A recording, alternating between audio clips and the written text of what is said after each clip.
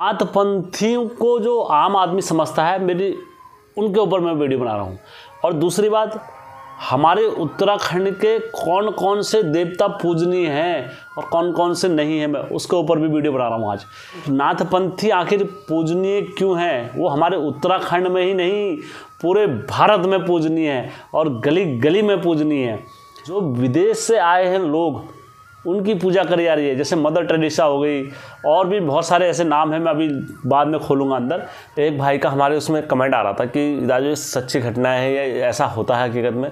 आप लगता है कि आपको गलत है घटना है, तो आप जैसे मेरी टेलीग्राम लिंक पर आ सकते हो। कल की जो मैंने वीडियो डाली थी जैसे लूटपाट वाली, जिन भाइयों ने जो भाई ने मेरे से पूछा ये घटना क्या है, तो मैंने उनका नंबर भी सेंड करा है और उनसे बात भी करी है। जो लोगों को थोड़ा मतलब डाउट वगैरह जैसा भी था, और कुछ लोग मदद के लिए, जैसे टेलीग्राम पर हमारे ग्रुप है मेरा वहाँ पर, तो टेलीग्राम पर जो वहाँ पर सीनियर समझदार लोग हैं वो जुड़े हुए हैं और वो मतलब जानकार लोग हैं जो, तो वहाँ पर किसी की ऐसी कुछ घटना होती है तो वो तुरंत मदद करने के लिए आगे बढ़ते हैं। तो मैं उनका कोटि कोटि सबका धन्यवाद करना चाहूँगा अपने चैनल के माध्यम से। तो दोस्तों, कहानी में आगे बढ़ने से पहले मेरा चैनल का इंट्रो। उत्तराखंड घुमूलो क्या टिहरी क्या मुनशारी, उत्तराखंड घुमूलो क्या टिहरी क्या मुनशारी। हाचू हाचू हाचू हम पहाड़ी नीचू नीचू। हर हर महादेव, जय वीरकारा बजरंगी। आप सभी के ऊपर महादेव की कृपा और बजरंगबली का आशीर्वाद हमेशा बने रहना चाहिए। मैं कहानी में आगे बढ़ने से पहले, यदि आपको लगता है कि हेमछू पहाड़ी चैनल से वाकई में हमारी सोच और हमें कुछ सीखने को मिलता है लगातार, तो आप मेरे चैनल को लाइक, सब्सक्राइब और शेयर ज़रूर करें। और लोग जो सवाल कर रहे थे, तो मैं ये चाहता हूँ कि इनका सवाल नहीं, ये ना जाने इन जैसे भाइयों का कितनों का सवाल है, कितनों का वो है, तो मैं सीधा आपको कहानी में ले चलता हूँ। दरअसल हमारे जो भारत का इतिहास है वो सदियों से ही चला हुआ आ रहा है। अगर आज भी अगर आप देख लोगे तो ऋषियों को पूजने की परंपरा हमारे हिंदू सनातन धर्म में सदियों से चली हुई आ रही है, या मैंने नहीं बनाई है। जैसे आप राम जी को लाते थे, वहाँ पर उनकी पूजा करते थे, बाल सीता माता ने उनकी पूजा भारत काल से ले लो। जैसे सत्युग के टाइम से गुरु वशिष्ठ और विश्वामित्र दो ही एक ऐसे मुनि थे जो राम के कुलिष्ठ थे, और विश्वामित्र भी राम जी के गुरु थे। तो दोनों ही एक ऐसे थे। आगे चलते मैंने आप बताया है अपने वीडियो में, तो हिंदू ऋषियों ने हमें ऐसे ऐसे ऋषि दिए, जैसे पराशर ऋषि जी हो गए। पराशर ऋषि जी एक ऐसे ऋषि थे कि वो जब चाहे जहाँ चाहे कुछ भी कर देते थे। उनके बनाए हुए ताल आज भी, पराशर ऋषि के ताल जहाँ पर उन्होंने बोला जाता चिमटा अपना त्रिशूल मारा, और तो वहाँ पर की जगह पानी निकल गया और बाकी उसी जगह पे पानी नहीं चढ़ा। और ऐसे हमारे गढ़वाल से आप नीचे आओगे तो एक जगह पर है नागमणि बाबा, तो वहाँ पर महर्षि पराशर जी का आश्रम आज भी है। फिर उसके बाद थोड़ा सा और आगे जाओगे तो आगे जाने के बाद जैसे मार्कंडे ऋषि जी का आश्रम, जैसे आप गंगोत्री से नीचे को आते हो तो वहाँ पर बहुत बड़ा आश्रम है मार्कंडे ऋषि जी का, गंगा के किनारे पर, और यहाँ उत्तराखंड में भी है। तो ऐसी हमारे ऋषियों को पूजने की परंपरा ये मैंने नहीं बनाई है या किसी और ने नहीं बनाई, इनको भगवानों का वरदान शुरू से ही है। तो ये इसलिए हमारे हिंदू सनातन धर्म में ये पूजनीय है, सनातन साधु संत। और इनकी आड़ पे जो ढोंगी साधु वगैरह जो घूमते हैं, तो उन पर भी प्रकाश डालूंगा मैं। तो दोस्तों, सबसे पहले नाथपंथी साधुओं पर चलते हैं कि नाथपंथी साधु क्या होते हैं। देखो, हमारी उत्तराखंड की धुनी में अगर लगेगी जो जोगी उसमें आदेश की भाषा बोलेगा तो समझ लो गुरु गोरखनाथ जी का शिष्य है। और नाथपंथियों का आते ही पहले आदेश चलता है, नाथ जी ही नहीं चलते नाथपंथियों में, ठीक है? आप ये मत सोचना, क्योंकि नाथपंथियों में सभी चलते हैं। मछेंद्र नाथ, जलिंद्र नाथ, कृपानाथ, मणंगड़ी नाथ, चौरंगी नाथ, खटपड़ी नाथ, तो बहुत सारे जलेंद्र नाथ, बहुत सारे वो हैं। तो मैं अभी उनके नाम आराम से आपको बताऊंगा वितरण से। नाथपंथी में अगर तुम शामिल होना चाहते हो तो आप कब होगे, कैसे होगे? तो मैं आज, मेरे से बहुत सारे भाई लोग पूछ रहे थे तुम्हें नाथपंथियों के बारे में ज्ञान नहीं है और ये ज़्यादा नहीं है। देखो, शायद आपके ज्ञान के मुकाबले मेरा ज्ञान कम होगा, लेकिन इतना थोड़ा बहुत तो हम भी रखते ही हैं, ज़्यादा नहीं कहेंगे हम। पंथियों की सबसे पहले शिक्षा तो दी जाती है और उनको नाथपंथी में शामिल करा जाता है तो वो बसंत पंचमी से करा जाता है। जब चालू हो जाती है तो सबसे पहले इनके उसमें रूल्स क्या होता है, पहले आपको गंजा करा जाएगा, आपके कान फाड़े जाएंगे। उसके बाद पहले क्या होता था, ये एक मिट्टी का वो बनाते थे कुंडल, तो वो कानों में पहनाते थे। लेकिन बाद में क्या हुआ, बाद में जैसे तो इन लोगों ने क्या करा, हिरन के सींग से और उससे कुंडल बनाने लग गए, तो वो काफ़ी मजबूत और टिकाऊदार हुए। तो यहाँ पर से आपको नाथपंथियों में ऐसे शामिल करा जाएगा। जब आपका ये पूरा प्रोसेस हो जाएगा, फिर आपको गुरु के पास ले आया जाता था। तब गुरु आपको कान में एक गुरु मंत्र देते थे, धनधारी होती है, तो उससे आपको जाप करने के लिए बोला जाता था। कुछ लोग इसे गुरु गोरख धंधा भी बोलते थे उस टाइम पर। सिंगरी होता था, तो सिंगरी से ऐसा होता था, ये हिरन के दांतों से या इनसे अपना बनाते थे और ये सुबह उठने के लिए या उसे सुबह बजा के उसकी ध्वनि करते थे, तब जाके लोग उठा करते थे। फिर आपको भिक्षा देने की ट्रेनिंग ली जाती थी, क्या भिक्षा मांगो, और आपके मन में जितने भी हैं सबको क्या होगा, माई का आश्वासन रहेगा, माई माई माई भिक्षाम दे, माई भिक्षाम दे करके तुम्हें घर घर जाना पड़ेगा। सुवर्णीय नाम की एक माला होती है, तो उसे मालाओं को ये पहना करते थे। 32 मनका की बोलते हैं, हाँ मनका बोलते हैं जोगियों की भाषा में। 32 मनका हो गया, 64 मनका हो गया, 84 मनका हो गया, 108 मनका की माला हो गई। तो बोला जाता है जो 32 मनका की माला होती थी तो उसे अपने हाथों में पहनते थे, और जो बड़ी बड़ी मालाएं होती हैं तो वो किसी को अपने कमर में पहन लिया इनने, और बड़ी बड़ी मालाएं बनाते थे अपने उससे। तो ये मालाओं को जाप कराते थे पहले, सुमरी मालाओं के में से धागे में से उनको अलग कर दे तो उन पर गुरु गोरखनाथ जी की कृपा, विशेष कृपा होती थी, और भगवान की कृपा। ठीक है, यहाँ तक बोला जाता है। ये जो मालाएं होती हैं, ये यदि आपके मंदिर में और आपके थान में और आपके घर में रहते हैं तो उस घर में हमेशा लक्ष्मी का वास बना रहता है। इनमें से जो एक मुखी रुद्राक्ष होता है, बोलते हैं अगर उससे गले में अगर तुमने धारण कर लिया तो उसके धारण करने मात्र से ही आपके ऊपर ऊपरी हवाओं का कोई वो नहीं रहता, दोष।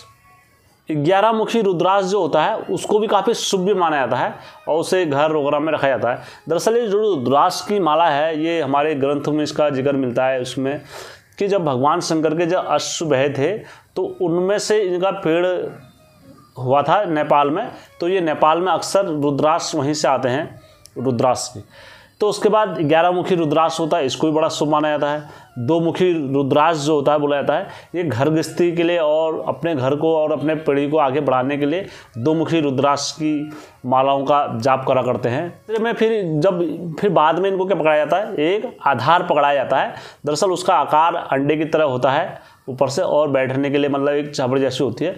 तो बोला करते थे जब भी ये नाथपंथी साधु कहीं पे चलते चलते थक जाते थे तो उसको वो करके तो उसमें बैठा करते थे, उसको बैठा बिठू के आराम से, कभी कोई हवा में बैठा करते थे, कभी कोई कैसे बैठा करते थे।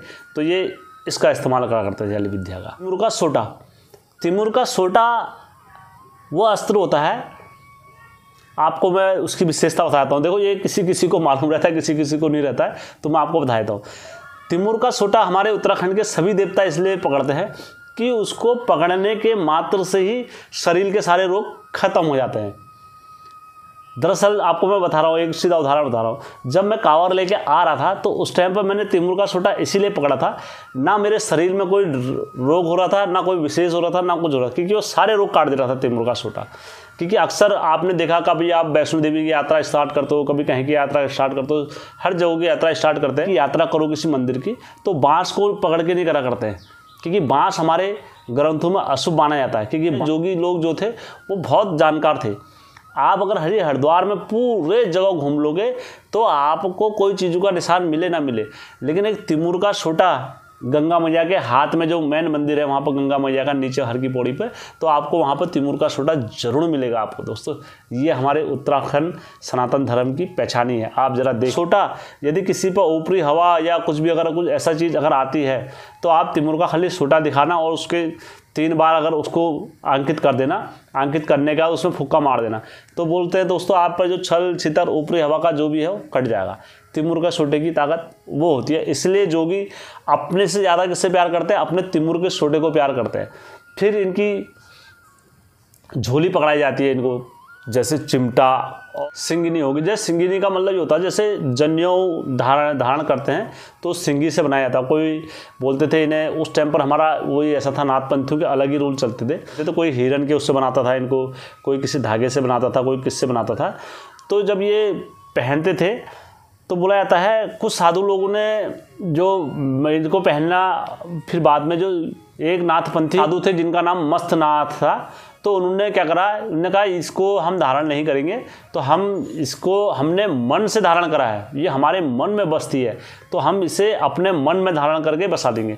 तो जितने मंथनाथ के फिर आगे को शिष्य बने, तो उन्होंने ये जन्यों को जो बोलते हैं इसको धारण करना बंद करा और उन्होंने अपनी नई परंपरा चला दी यहाँ पर से।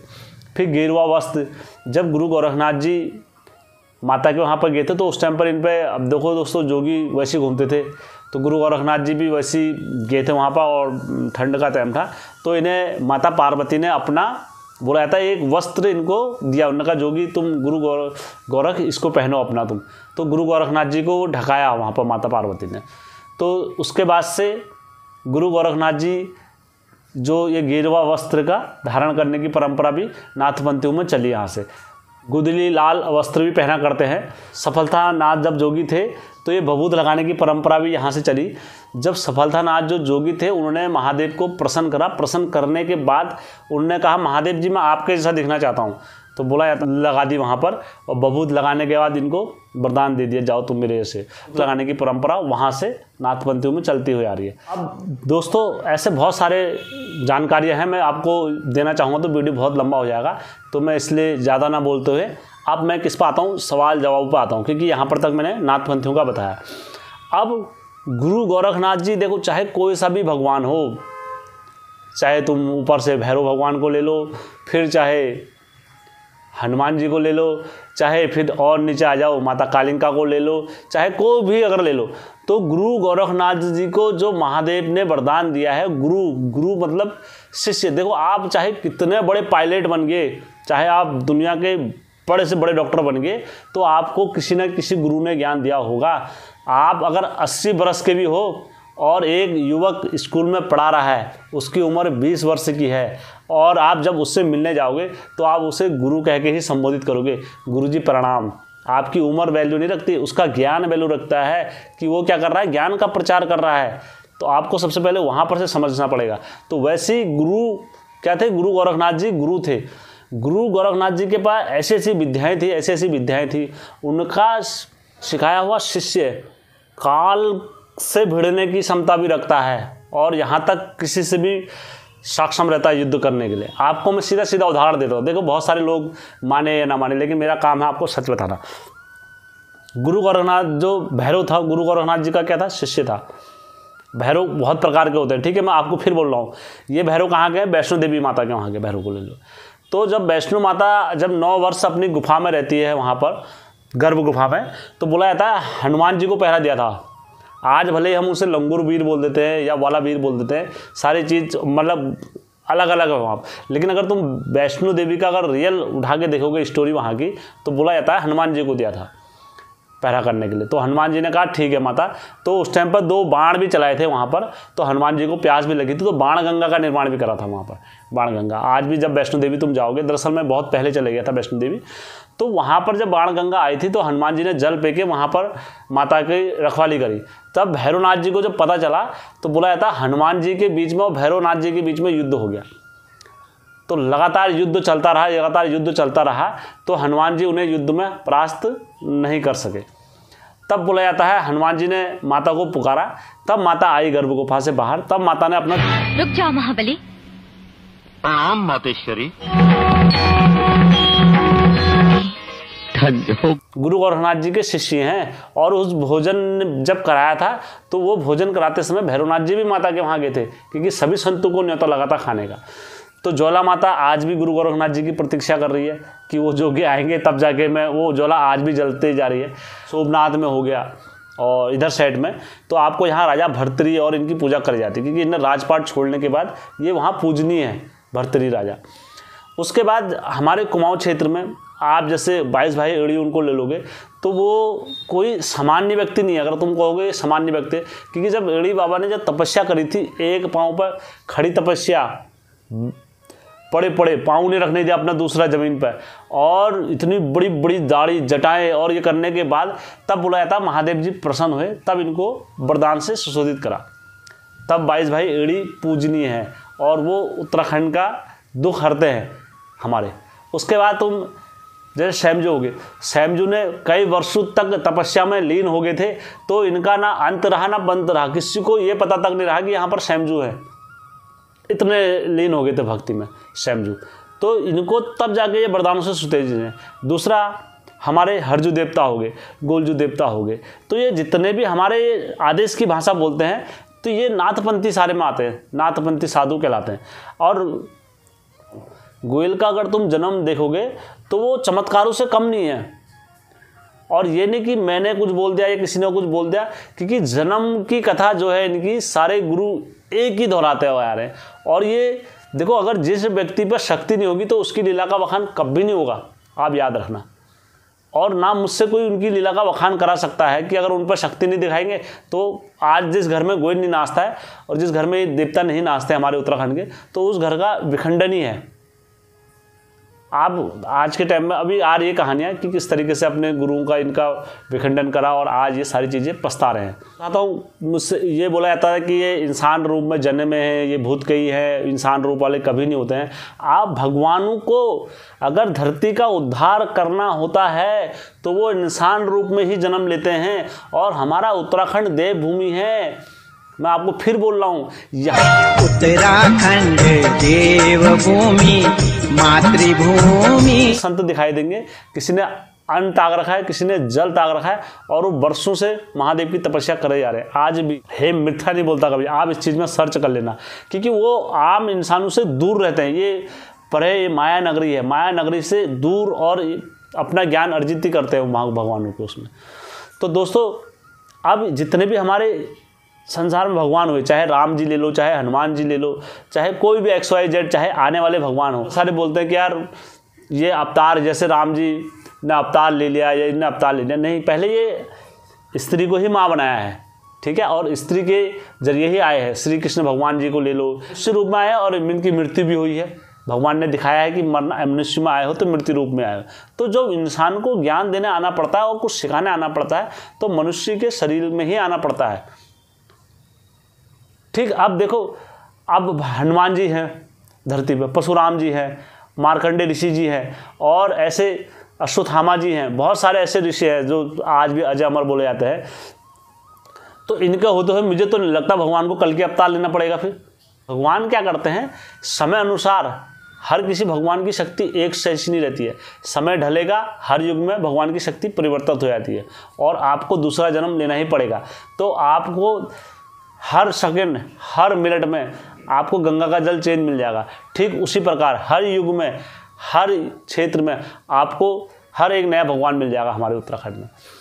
तो दोस्तों, ये हमारे ऋषियों को पूजने की परंपरा और हमारे उत्तराखंड के देवता जो नाथपंथी साधु हैं, इनको पूजने की परंपरा और बाबाओं को पूजने की परंपरा, ये हमारे पूर्वजों की है। और हमारे पूर्वजों की उस टाइम पर इनने मदद करी। में एक मनुष्य को मारना और गाजर मूली को काटने के बराबर एक समान होता था। मारो पीटो और मार मुड़ने के बाद फेंक देते थे। उस टाइम पर हमारे पूर्वजों की रक्षा ये नाथपंथी साधु और लोगों ने अपने तपोबल से अपना ज्ञान अर्जित जो करा हुआ है, ये कुमाऊं में लगाया हुआ है।